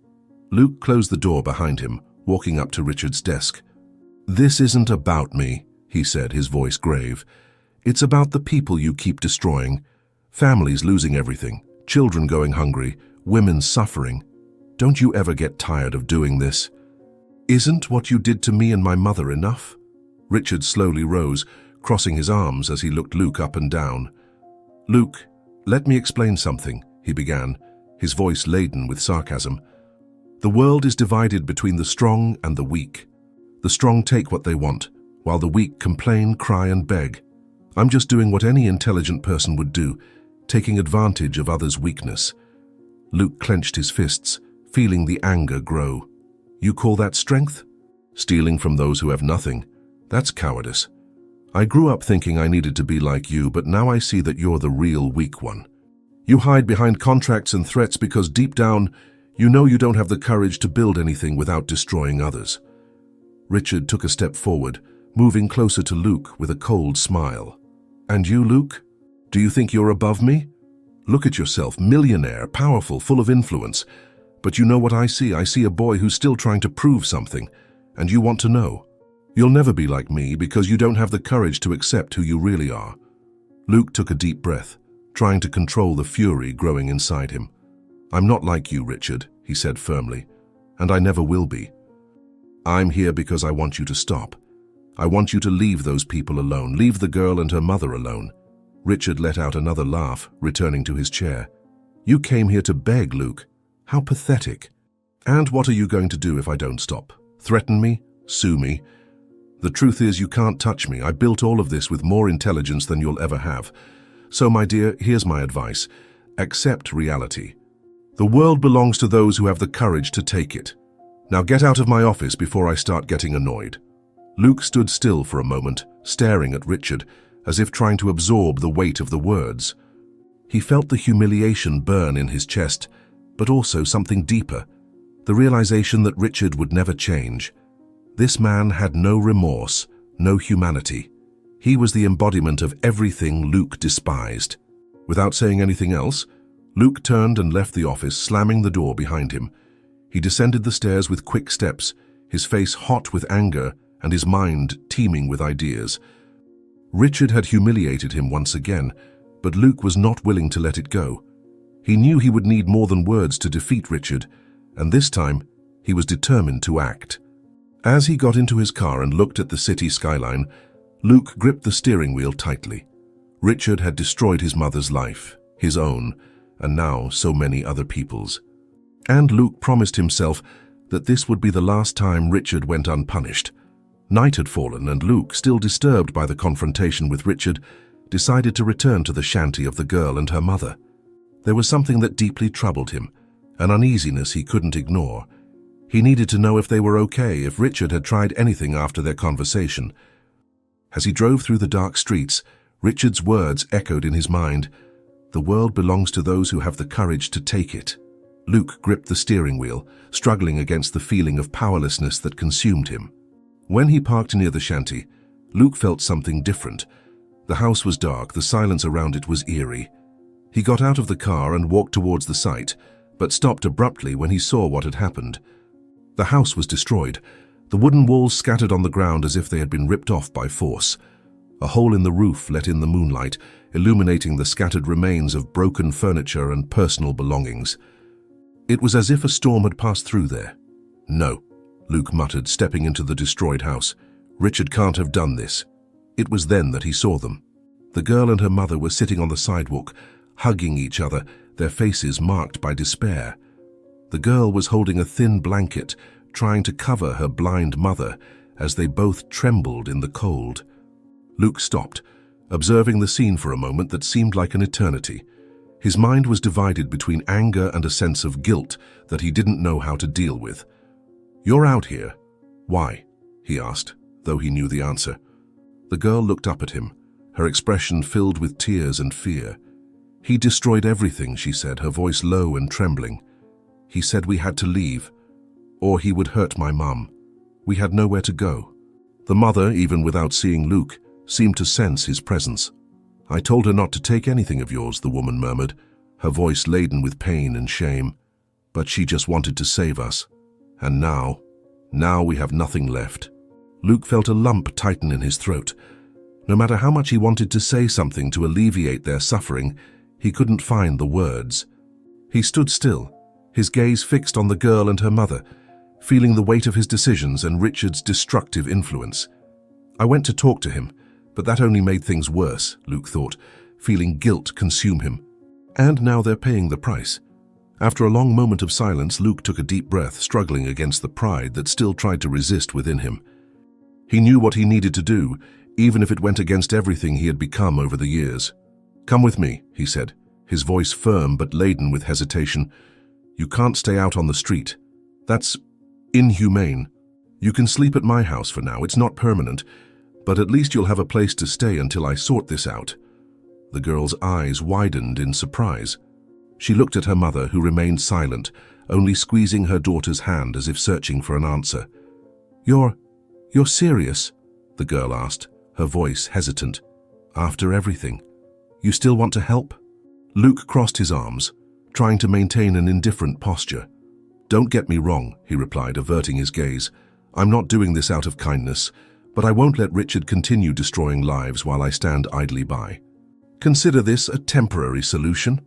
The girl hesitated for a moment, but looking at her mother, who was shivering from the cold, she knew she had no choice. "Okay," she said, helping her mother up. "Thank you. Even if you say it's not out of kindness, thank you." Luke didn't respond. He just walked towards his car, expecting them to follow. As he drove back to his house with the girl and her mother in the back seat, he couldn't help but feel that something bigger was at stake. This wasn't just a fight against Richard, it was a fight against who he had become. And for the first time in years, Luke felt he needed to do something different. Not just for them, but for himself. The morning brought a different atmosphere to Luke's house. The sun illuminated the spacious, luxuriously decorated rooms, but it was the soft sound of hushed laughter and shy conversations that seemed to breathe life into the place. Luke, sitting in his kitchen, observed the girl and her blind mother more attentively for the first time. The girl, even in the midst of the discomfort of being in an unfamiliar environment, seemed lively as she helped her mother eat a bowl of hot soup that Luke's staff had prepared. "Just a little more, Mom," the girl said, gently holding the spoon. "It's good, isn't it? The soup is so delicious, different from anything we've ever eaten." The mother, though blind, smiled softly, nodding her head. "It's great, my dear. You always find a way to take care of me, don't you?" Luke watched it all in silence, trying to understand what he was feeling. Something about that scene touched him deeply, but he didn't know how to deal with it. Each of the girl's gestures, each caring word for her mother, made memories of Isabella resurface like a wave he couldn't contain. She would do the same for me, Luke thought, as he gripped his coffee mug tightly. My mother. She would do exactly what this girl is doing now. Throughout the day, Luke tried to keep his distance. He took refuge in his office, immersing himself in work to push away the thoughts that were beginning to trouble him. But the image of the girl wouldn't leave his mind. Her purity, her resilience, her unconditional care for her mother, all of it was such a stark contrast to the hardness he had cultivated over the years that it was impossible to ignore. In the late afternoon, Luke found the girl sitting in the garden, her eyes fixed on the flowers growing around her. Her mother was resting, and for the first time, the girl seemed to have a moment to herself. Luke hesitated before approaching, but something prompted him to continue. "Do you like flowers?" he asked, his voice softer than usual. The girl turned quickly, surprised by his presence. "Oh yes," she replied shyly. "My mother used to tell me about the garden she had when she could still see. I always imagined what it would be like to care for flowers." Luke nodded, sitting on a nearby bench but maintaining a certain distance. He fell silent for a moment, observing her. "You're different," he said finally. "After everything you've been through, you still manage to smile, take care of your mother. I don't know how you do it." The girl looked at him, her eyes shining with something Luke couldn't quite identify. "My mother always says that no matter how cruel the world is, we need to be kind," she said with a disarming sincerity. "I don't know how to do it any other way. I just want her to be okay." Those words hit Luke like a punch in the chest. He remembered Isabella's lessons, the way she always prioritized his well-being, even when the world seemed to be crushing them. "You must never let the cruelty of others rob you of your kindness," she used to say. But Luke had ignored that for years, hiding behind a mask of coldness and arrogance. "You remind me of someone," he murmured, more to himself than to the girl. "Who?" she asked, tilting her head curiously. Luke hesitated but ended up answering. "My mother, she was like you, strong, kind, even when everything was against her, I think. I've forgotten that for a long time." The girl smiled slightly. "If she was like that, then you must have been very loved," she said, with a simplicity that almost disarmed Luke. He looked at the ground, feeling his eyes burn with tears he wouldn't let fall. "Yes," he answered, his voice low and hoarse. "She loved me more than I deserved, and I think I failed her. I failed to honor everything she taught me." The girl said nothing, just continued looking at him with the same purity that seemed to overflow in every gesture. Luke stood up abruptly, unable to bear the vulnerability he felt. "I need to get back to work," he said, not looking back. But as he walked away, the girl's words and gestures continued to echo in his mind. For the first time in years, Luke felt his armor was breaking, and the weight of who he had become began to become unbearable. The next day, Luke woke up with a determination he hadn't felt in years. The girl's presence and that of his mother in his home had awakened something in him, a sense of responsibility and justice that he believed he had lost. He knew the problem wasn't just Richard, but the entire system that allowed men like him to thrive. Determined, Luke drove to the central police station with the intention of reporting everything he knew about Richard's schemes. As he entered the building, he was greeted by the smell of stale coffee and the sound of phones ringing incessantly. Police officers and citizens came and went, but Luke didn't hesitate. He walked up to the counter and demanded to speak to the person in charge of the precinct. "I have important information about a network of financial crimes and extortion," he said, his voice firm, "and I want to report them immediately." The attendant, a middle-aged officer with a tired expression, slowly raised his eyes to Luke. "Do you have an appointment?" he asked, showing no interest. Luke took a deep breath, restraining his impatience. "I don't need an appointment. I'm here to report Richard and his criminal organization. You know who he is, don't you? And you know what he's been doing to innocent people." Upon hearing Richard's name, the officer finally showed some reaction. He looked around as if making sure no one else was listening and motioned for Luke to follow him. "Come with me," he said, lowering his voice. Luke was led to a room in the back of the precinct, a small, poorly lit space. There he found two other uniformed men, sitting behind a table with expressions that mixed curiosity and caution. The first officer closed the door and turned to Luke. "So," he began, crossing his arms, "you want to report Richard?" "Yes," Luke replied, sitting in a chair in front of them. "I have information about his illegal activities. He's involved in fraudulent loans, underground casinos, and extortion. People are losing everything because of him, and no one is doing anything. I want you to investigate him and put an end to it." The officers exchanged glances, and then one of them laughed, a dry sound laden with sarcasm. "You really think we don't know who Richard is?" he asked, leaning forward. "We thought you were smart, Luke, but you're more naive than we imagined." Luke frowned, confused. "What does that mean? You know what he's doing and you're not doing anything?" The other officer sighed, rubbing his temples as if dealing with a stubborn child. "Richard has a lot of influence, Luke. He's not just a criminal, he has connections. Powerful people depend on him, including some here inside." Luke felt his blood boil. "So you're saying you work for him? That you accept him destroying lives without doing anything?" "It's not that simple," the first officer replied. "So you don't understand how things work. Richard pays to keep things under control. He knows exactly who to bribe, who to threaten, who to eliminate. And, honestly, you should be careful. If you keep digging, you could end up in a hole you can't get out of." Luke stood up abruptly, the chair scraping loudly. "You're telling me to ignore all this, to pretend nothing is happening? People are suffering, losing everything, and you're telling me to be quiet?" The second officer shrugged with an indifferent expression. "We're telling you that if you value your life, you'll forget about this. We can't help you. And if you're smart, you won't try to solve this on your own." Luke stared at the officers, his chest rising and falling with the rage consuming him. "You're as corrupt as he is," he said, his voice dripping with contempt. "You should protect people, not sell yourselves to criminals." The officers didn't respond, just stared at him with cold looks. Luke left the room, slamming the door hard, the sound echoing through the precinct's hallway. As he walked back to his car, he felt indignation boiling in his veins. If they're not going to do anything, he thought, then I'll deal with it myself. Richard won't continue with impunity, even if I have to take him down with my own hands. While turning on the car, Luke knew he would face an entire system to achieve justice. But for the first time in years, he felt willing to fight, not just for himself, but for all the people Richard had destroyed, including his mother's memory. Luke entered the house with firm steps, his mind still lingering on the frustration of his visit to the police station. But as he laid eyes on the living room, something immediately caught his attention. There was a strange silence in the air, interrupted only by a faint sound coming from the bedroom. He hurried his pace, pushing the door open forcefully, and found the girl kneeling beside her mother. The woman was lying on the bed, pale as a sheet, with beads of sweat rolling down her forehead, and her chest rising and falling irregularly. "Mom, please don't do this to me," the girl pleaded, tears flowing freely. "Stay with me just a little longer, I'll get help, I promise."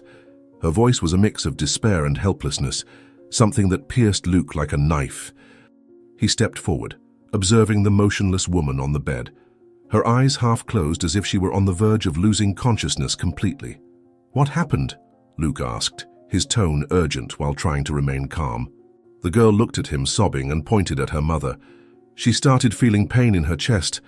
I tried to give her water, but she can't drink. Now she barely responds. I don't know what to do." Luke took a deep breath, forcing himself to focus. He bent down, carefully slipping his arms under Martha's frail body. "We're taking her to the hospital now," he said firmly. "Get something to cover her quickly. We don't have time to lose." The girl ran into the living room, grabbing a blanket, while Luke lifted Martha into his arms. He felt how light she was, almost weightless, and that only increased his sense of urgency. The girl hurried back, wrapping the blanket around her mother before they headed to the car. On the way to the hospital, the silence in the car was oppressive, interrupted only by Martha's low moans and the girl's muffled sobs. Luke kept his eyes fixed on the road, but his thoughts were in chaos. Every time he looked in the rearview mirror and saw the girl holding her mother's hand, he felt a growing weight in his chest. "I should have done something sooner," he thought. struggling against the feeling of guilt. Why am I always too late? When they arrived at the hospital, Luke parked without bothering to look for a spot and rushed inside, carrying Martha in his arms. "I need help here," he shouted, drawing everyone's attention in the reception area.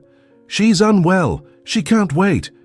A nurse immediately approached, pushing a wheelchair towards him. "Put her here," she said, her tone professional but hurried. What happened? Luke carefully placed Martha in the wheelchair while the girl explained, still crying. She was having chest pains, couldn't drink water, and then she passed out. The nurse nodded, already pushing the wheelchair down the hallway. But before proceeding, she stopped and looked at Luke. "I need to register her admission. Do you have her documents?" Luke frowned, irritated. "Documents? She needs medical attention now. This can't wait." "I understand," said the nurse, trying to remain calm. "But I need at least some information. Full name, some identification." The girl stuttered, trying to answer, but the words didn't come out. Luke placed his hand on her shoulder, trying to calm her. "Breathe, it's okay. Just say your mother's name. That's what we need now." The girl took a deep breath, still trembling, and finally managed to speak. "It's Martha," she said, her voice weak but clear. "Her name is Martha." "Martha what?" insisted the nurse, already taking notes. "I need the last name." "I don't know the last name," the girl replied, covering her face with her hands. "I've never needed to say that before. I don't know." Luke felt frustration rising, but held back the urge to shout. He looked at the nurse firmly. "You have what you need. Her name is Martha. Take her inside and start treatment. The rest can wait." The nurse hesitated for a moment, but realized she had no choice. "Okay," she said hurriedly. "I'll take her to triage. You can wait here and will be informed as soon as possible." Without further words, she wheeled the chair down the hallway, disappearing behind the automatic doors. Luke stood still, watching as the girl's mother vanished from sight. He took a deep breath, trying to stay calm, but felt a knot tightening in his throat. Looking at the girl, who was sitting in a chair in the reception area, hugging the blanket and crying softly, Luke felt something he hadn't felt in a long time: empathy. He slowly approached and sat down beside her. "She'll be okay," he said, his voice softer than usual. "They'll take care of her. Now you need to be strong. She needs you to be here, steady, when she wakes up." The girl looked at him with tear-filled eyes and slowly nodded her head. "I just want her to be okay," she whispered.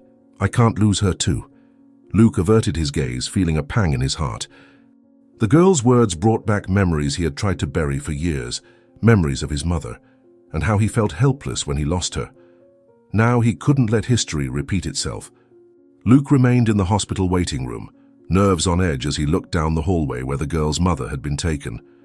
Every second felt like an eternity, and the oppressive silence around made time drag even more. He barely noticed when a shadow emerged at the hospital's main entrance, but as he raised his eyes, he saw a figure that made his stomach turn. It was Richard. The man was dressed elegantly, a cold smile etched on his face as if his mere presence was a challenge. He walked slowly toward Luke, his expensive shoes echoing on the polished floor. He stopped a few meters away, looking him up and down as if assessing the young man he once knew. "Luke," Richard began, his voice laced with sarcasm, "it seems you like to cause trouble wherever you go. I knew you were getting involved in things you shouldn't, but this is an exaggeration even for you." Luke stood up, meeting Richard's eyes with a look of anger. "What are you doing here?" he asked, his voice low but charged with tension. "Did you come to see what else you can destroy, or did you come to make sure they don't stand a chance?" Richard laughed, a cold sound that seemed to echo through the room. "Calm down, my dear. I'm not the one destroying your life. You're doing that yourself by getting involved in places you shouldn't be. I'm here to give you one last chance to save what's left of your precious fortune." Luke crossed his arms, trying to contain the urge to lunge at Richard. "What are you talking about? I have nothing to do with you or your dirty business." Richard leaned in slightly, the smile disappearing as his eyes grew serious and threatening. "Oh, but you do, Luke. You think you made it on your own? That everything you have was the fruit of your talent and hard work? Don't be so naive. The fortune of the man who adopted you, what you inherited, all of that came from deals made with me.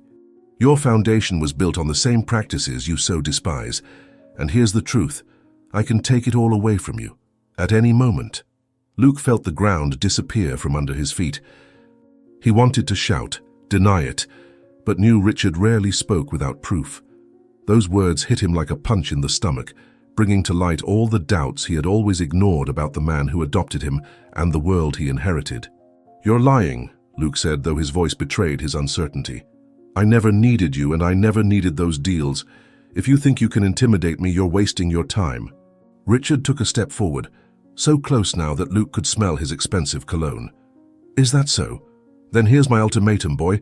If you want to continue being the powerful man you are, with your fortune intact, you'll let these two die. My men are already in position. A simple poison. And the problem disappears. They're a burden to me, and today I'll get rid of them. You can go back to your comfortable life without worries, or you can try to play the hero and lose everything." Luke stood motionless, his mind spinning. He looked at the room where Martha was being treated, and then at Richard, hatred growing within him. But Richard's words pierced something deeper. Fear. Fear of losing everything he had achieved. Fear of going back to being the boy with nothing, depending on others' charity. "This is a dirty game, even for you," Luke muttered, his fists clenched. Richard raised an eyebrow, his cynical smile returning. "This is not a game, Luke, it's the real world. A world you know all too well. So make your decision. The money and power, or them. And before you start imagining some far-fetched plan, remember who's in control here. Me." Luke lowered his head, taking a deep breath. He wanted to fight, wanted to shout that he would never give in, but the words stuck in his throat. Fear and ambition spoke louder. I'm leaving," he said, his voice broken, almost a whisper.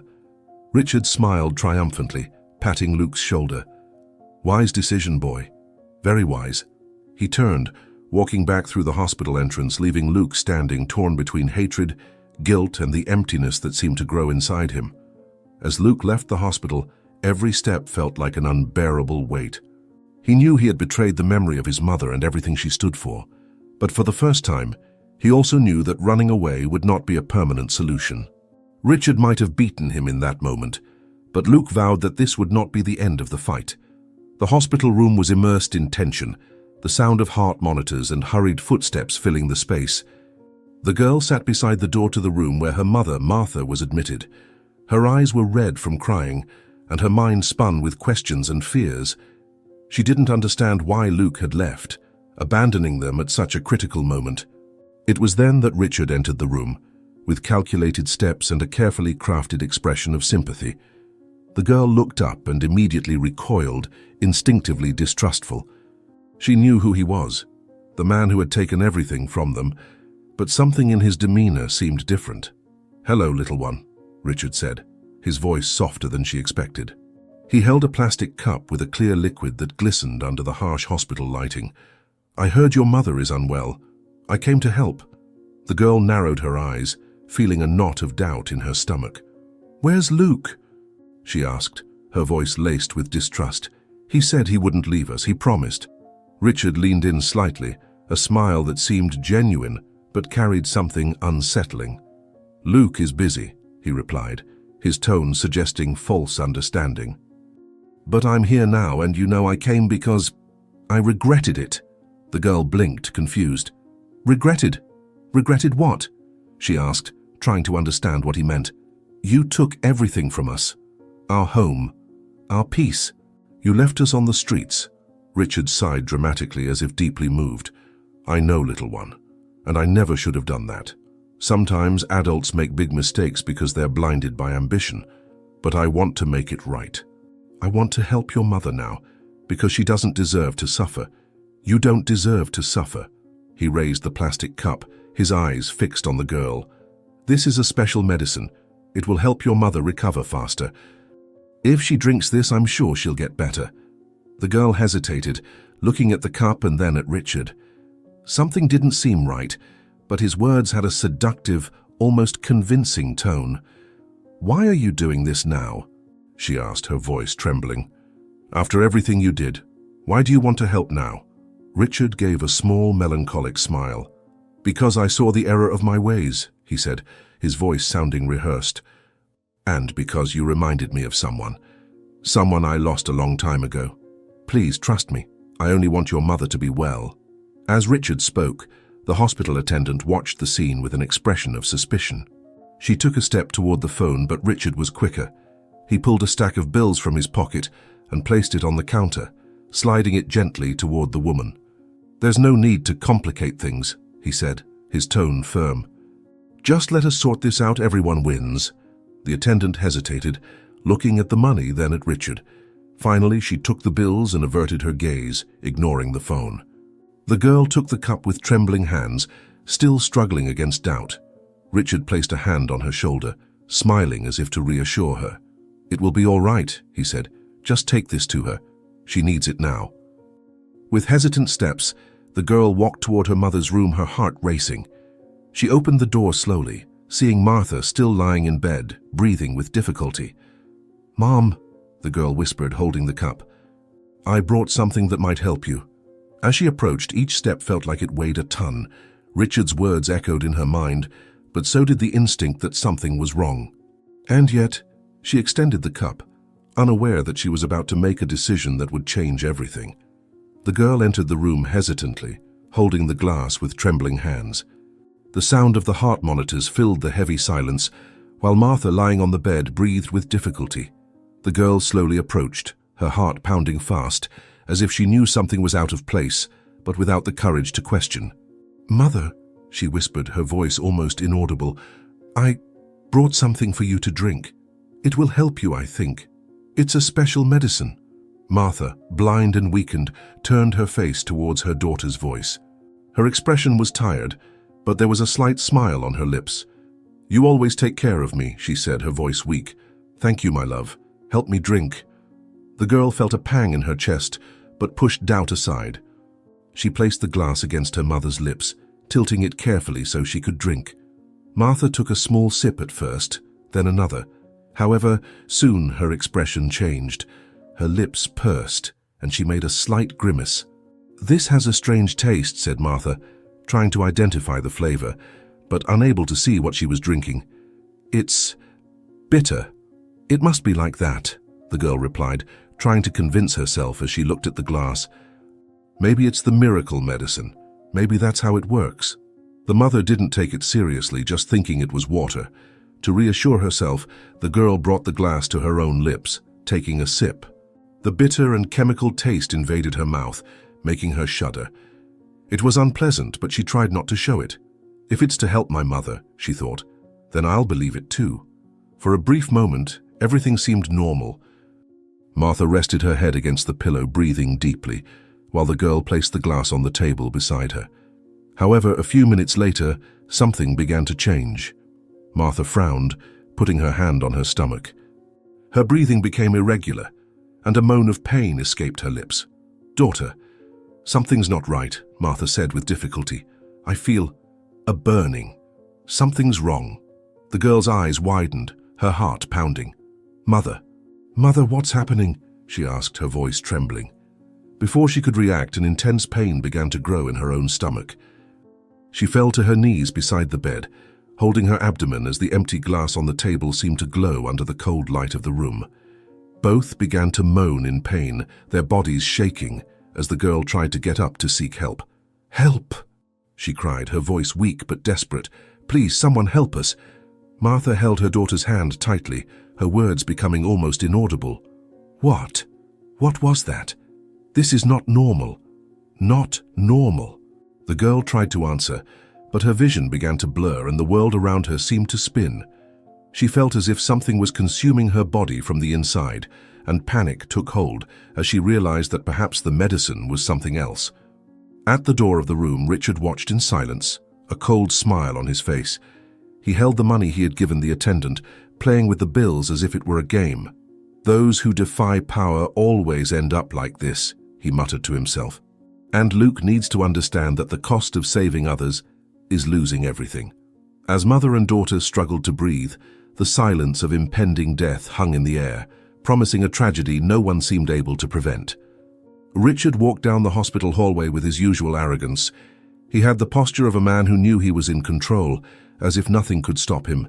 His hands were in his pockets, and a cold smile curved his lips.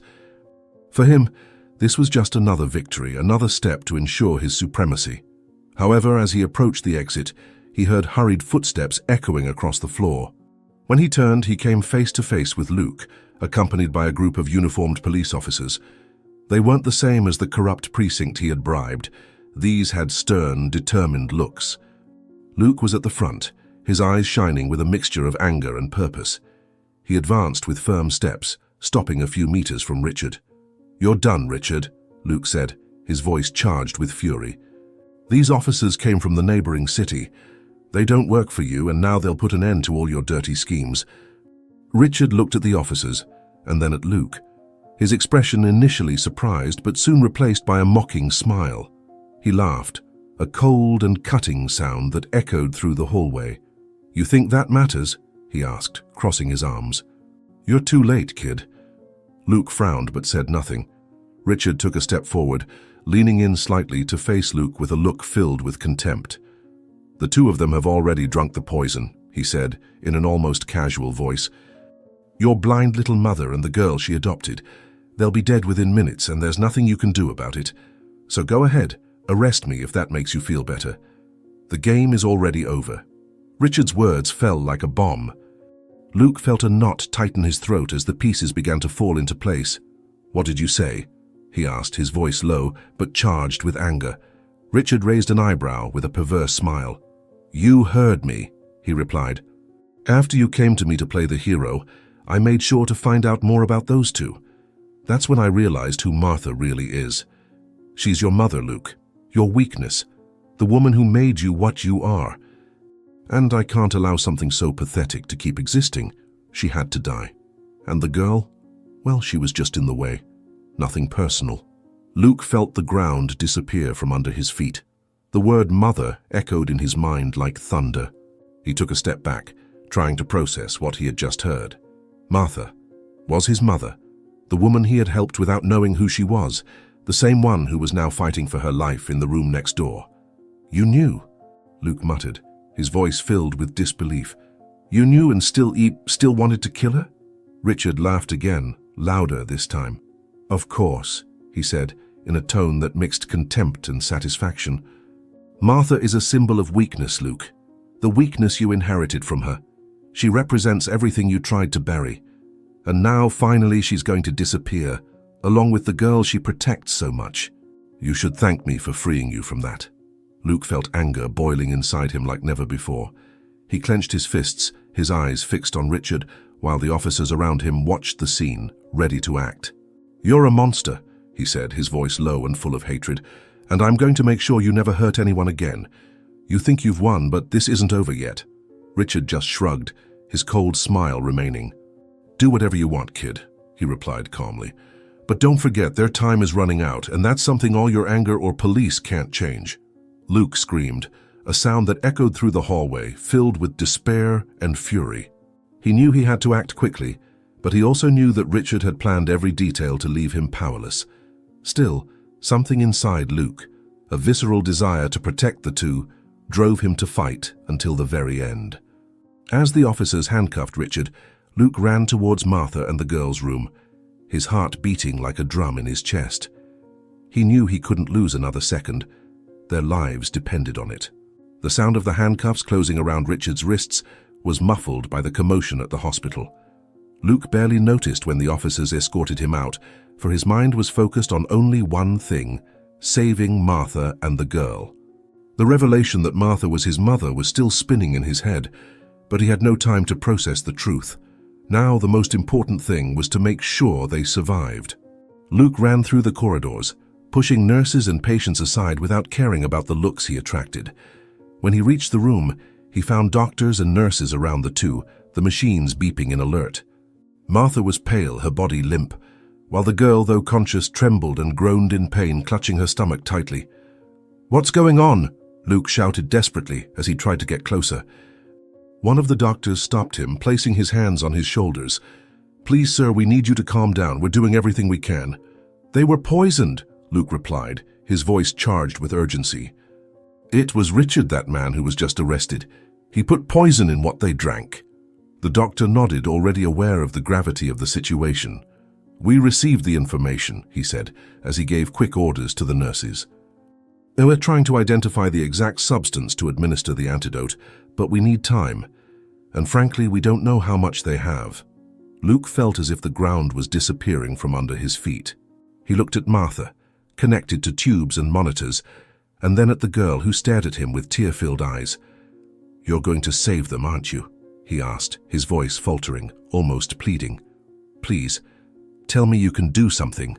The doctor took a deep breath, his expression grave. "We're doing our best, but their condition is critical. The older woman, the mother, she's very weak. She may not make it if the poison reaches vital organs. The girl has a better chance, but she needs immediate treatment." Luke shook his head, desperate. He couldn't lose Martha, not now that he knew who she was, and he couldn't let the girl die after everything she had endured. He turned to the medical team, his eyes shining with determination. "Do whatever it takes," he said. "I'll pay whatever it costs. Bring in the best specialists, bring in the best equipment. No matter the cost, I just want them to survive." Luke's words made the doctor hesitate for a moment, but he soon sprang back into action, shouting orders to speed up the process. Nurses rushed to prepare medications, while others collected blood samples to identify the poison. Luke stood by the door, fists clenched, feeling helpless. He hated this feeling, the same despair he had felt when he lost his biological mother years ago. As the medical team worked, Luke approached the girl's bed, kneeling beside her. He took her hand, trying not to show the fear he felt. "You're going to be okay," he said, his voice low but charged with emotion. "I promise. I won't let anything happen to you or your mother." The girl looked at him, tears streaming down her face. "Do you think she'll survive?" she asked, her voice weak but full of hope. Luke swallowed hard, struggling to find the right words. "She's strong," he said, trying to believe what he was saying. "And so are you. You two will get through this. I promise I'll do whatever it takes to make sure of that." The following minutes felt like hours. The doctors worked tirelessly, administering medications and monitoring the vital signs of the two. Martha was stable, but the struggle to keep her alive was evident. The girl, though conscious, began to show signs of weakness, her breathing slowing and her eyes involuntarily closing. Finally, the doctor leading the team approached Luke, his demeanor serious. "We've identified the poison," he said. "We're administering the antidote now, but there are still risks. The mother is in critical condition, and the next few hours will be crucial. As for the girl, she has better chances, but she needs constant monitoring." Luke nodded, feeling a mixture of relief and worry. He looked at Martha, connected to tubes and machines, and felt a wave of guilt and anger. All of this was Richard's fault, but his own as well. He knew he couldn't change the past, but he vowed to do everything he could to set things right in the present. As Luke watched the two fighting for their lives, one thing became clear. He wouldn't rest until justice was served, and both Martha and the girl had a chance to live a life free from the terror Richard had brought upon them. Morning dawned cold and silent, a cruel contrast to the tumult of the previous night. The hospital was quiet, but for Luke, every second seemed to carry the weight of an eternity. He was sitting in the waiting room, elbows resting on his knees and hands covering his face. He couldn't shake the anxiety and guilt that consumed him. A nurse approached with hesitant steps, and Luke looked up. Her demeanor was serious, but there was a glimmer of compassion. "Sir," she began, her voice low, almost a whisper, "I have difficult news. Martha didn't make it. We did everything we could, but the poison was too much for her body. We're so sorry." The words were like a blow. Luke stood still for a moment, his eyes fixed on the nurse as if expecting her to say something different. But there was nothing else to be said. Martha was dead. He lowered his head, clenching his fists, as a wave of anger and sadness washed over him. "And the girl?" he asked, his voice hoarse. "And Caroline?" The nurse hesitated, but this time her expression was more hopeful. "She's out of danger," she said. "She still needs care, but the antidote worked. She's going to survive." Luke closed his eyes, feeling a bitter relief. He was glad Caroline was alive, but the loss of Martha weighed like a stone in his heart. She was his mother, the woman he never got a chance to truly know, and now he never would. He rose slowly, walking towards the room where Caroline was. Entering, he saw the girl sitting up in bed, a blanket pulled up to her shoulders. Her eyes were red from crying, and when she saw Luke, more tears began to stream down her face. "She's gone, isn't she?" Caroline asked, her voice weak but heavy with sadness. Luke nodded, approaching the bed. He sat down beside her, trying to find words that could comfort her, but everything seemed insufficient. "Yes," he said at last. "She's gone, but you're here. You're alive." And that's what she wanted more than anything. Caroline shook her head, tears falling into her lap. "It's my fault," she whispered. "If I hadn't given her that cup, if I had realized it was poison, she'd still be here." Luke felt a tightness in his chest upon hearing those words. He placed a hand on Caroline's shoulder, squeezing lightly as if he wanted to convey strength. "Don't say that," he replied, his voice firm. "You didn't know. Richard deceived you, just as he deceived so many others. None of this is your fault. It was him who did this, not you." Caroline looked at Luke, her eyes filled with pain and doubt. "But I should have realized. I should have done something different. She trusted me, and I failed her." Luke took a deep breath, struggling to control his own emotions. "You are just a child," he said softly. "And yet, you did everything you could to save your mother. That's more than many adults would do. Martha knew how much you loved her, and she passed away knowing that. That's what matters." For a moment, silence hung in the room. Caroline rested her head on Luke's shoulder, seeking comfort. He put his arm around her, holding her gently as if he wanted to protect her from all the pain in the world. "I promise," Luke said, his voice full of determination, "that I will take care of you, Caroline. I won't let anything else happen to you. Martha was my mother too, and I failed her, but I won't fail you." Caroline looked at him, surprised. "Your mother?" she asked in a thin voice. Luke nodded, his eyes filled with tears. "Yes," he said. "I found out yesterday, and now I know I have a responsibility to honor her memory by taking care of you. We'll get through this together, I promise." Caroline didn't respond, but she hugged Luke tightly, as if she feared he might disappear too. And in that moment, they both found a little solace amidst the pain. As Luke held Caroline, he vowed to bring justice for Martha and for all the people who had suffered at Richard's hands. He had lost a lot, but he still had a chance to set his life on a different course and to give Caroline the future she deserved. Months passed since that fateful night at the hospital, and Luke's life had changed forever. Richard's incarceration marked the beginning of a major investigation that shook the foundations of corruption in the city. With the evidence presented by Luke and the support of the police from the neighboring city, a massive scheme of bribery and extortion was dismantled. Richard was sentenced to life in prison for his crimes, with no chance of appeal. The corrupt police officers in the city also faced justice, being arrested and stripped of their badges. Luke watched it all with a mix of satisfaction and sadness. He knew this was the justice that Martha and so many other victims deserved, but it didn't erase the pain of his loss. Yet there was something that kept him going: Caroline. The girl had become his turning point, the reason why he chose to rebuild his life in a different way. On that day, Luke was at home, sitting in the garden he had renovated especially for Caroline. He watched the girl run among the flowers, smiling again after so much pain. She still carried emotional scars, but the time spent with Luke and the safe environment he provided were helping her find happiness again. "Luke," Caroline shouted, holding a rose she had picked, "look what I found. Isn't it beautiful?" Luke smiled, something he did more often now. "It's beautiful, Caroline," he replied, leaning down to take the flower from her hands. "Just like you, did you know? Martha would be so proud of you." Caroline smiled, but her eyes became moist. "I miss her," she said softly, "but I think she's happy where she is now. And I have you." Luke took a deep breath, feeling the weight and joy of her words. "And I have you," he said, placing the rose in a vase in the center of the table. "Let's make this a tradition, Caroline.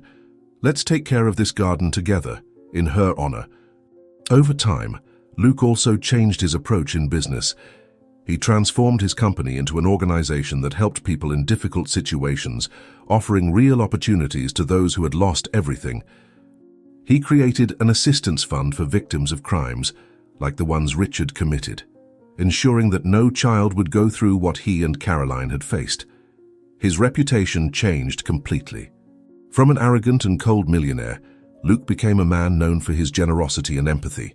He frequented the poorest neighborhoods, investing in education and opening doors for young people to have a better future. That night, Luke was sitting with Caroline on the porch watching the stars. The girl was wrapped in a blanket, leaning against his shoulder. The silence was comfortable, and Luke felt a peace he hadn't experienced in years. "Luke," said Caroline, breaking the silence, "do you think Martha knew you were her son? That you were helping her because deep down you had that connection?" Luke smiled, allowing himself a pause to look at the stars shining in the clear sky of that quiet night. "I think so, Caroline," he replied, his voice laden with an emotion he could barely contain. "Somehow, I think she knew. Even if she never said it in words, I believe she felt it. And even if she didn't know I was her son, I'm sure she knew something greater. That you were important to me, that there was a purpose in all of this."